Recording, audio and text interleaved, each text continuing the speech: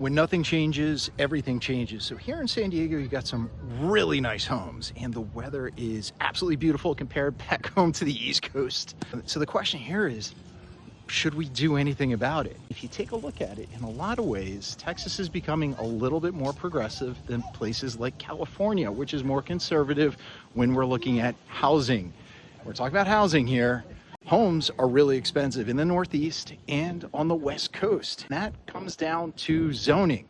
When you take a look at it, you got a lot of homes, and in this neighborhood, we're talking maybe $3 million to $7 million homes.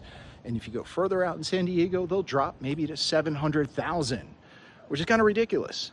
Now, higher home values are basically a really good thing for homeowners. They're great for investing and for saving for retirement, unless you're renting or if you're a first-time home buyer. That's where the problems pop up.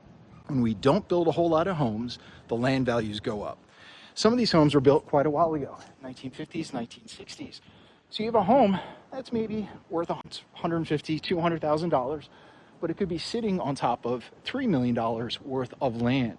When a town does a good job, those land values are going to go up as more and more people want to live there. Now, when San Diego was built out, we needed cars, we needed space, and land values were really kind of cheap. So it wasn't too expensive to live here. But over the decades, those zoning restrictions limited the supply of homes. And then all of a sudden, the demand to live in areas with really nice weather, really nice jobs, that drove home prices up a whole lot. You've run into a problem. You have space for cars and you have space for single family homes, but the costs has become, well, what we call exclusionary zoning. You could do a couple of things. You could build multifamily homes. You could add in mass transit, light rail, a gondola system, an express bus only lane.